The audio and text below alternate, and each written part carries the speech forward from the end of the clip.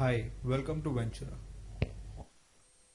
In the next few minutes, we are going to tell you what a long straddle is and when you should try to employ it. Then we'll tell you what exactly it entails, what you can expect to gain or lose if the stock moves as per or against your expectations, and finally, we'll run you through a practical numerical example to illustrate the concept, followed by a review of the concept.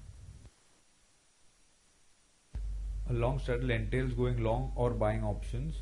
It involves buying a call option and a put option, both at the same strike price. So effectively it results in straddling that strike price.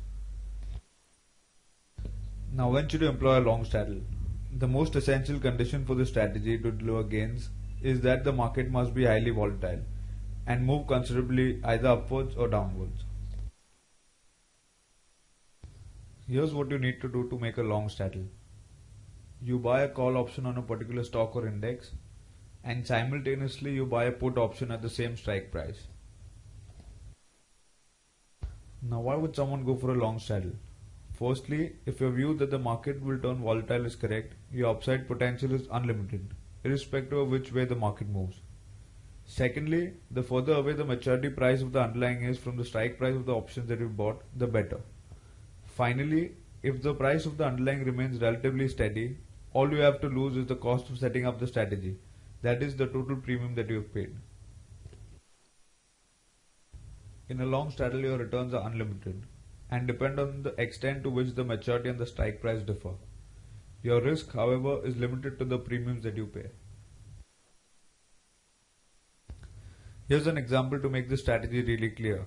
Let's suppose a Nifty current month future is at 6,000 and you feel it will move considerably by maturity. You could set up a long straddle by buying one lot of 6,000 call option and simultaneously buying one lot of the same strike 6,000 put option. This strategy will cost you Rs 200 in the form of premiums paid. And this is what your payoff graph will look like. If at maturity the price remains at 6,000, you lose the Rs 200 that you paid as premiums. If however the price rises above 6,200 or falls below 5,800, you start making a profit. Anything within the range of 5,800 and 6,200 will give you some loss, as you will recover only a part of the premiums that you paid.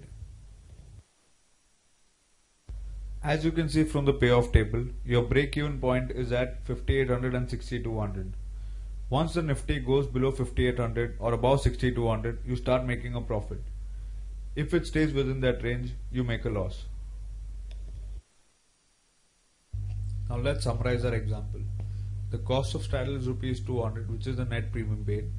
The maximum loss is Rs 200, which is the cost of straddle.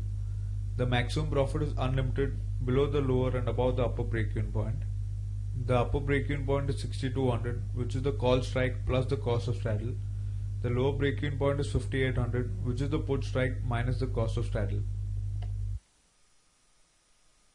While you are clear about the reason for structuring a long straddle, which is basically the expectation that the stock or index will move considerably, remember that it is time to exit the strategy when the market looks like it is range bound around your strike price.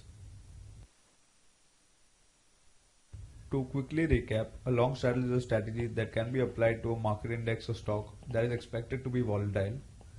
It carries a limited risk but has scope for unlimited returns. So, in a nutshell, it is a strategy for traders with a low risk profile.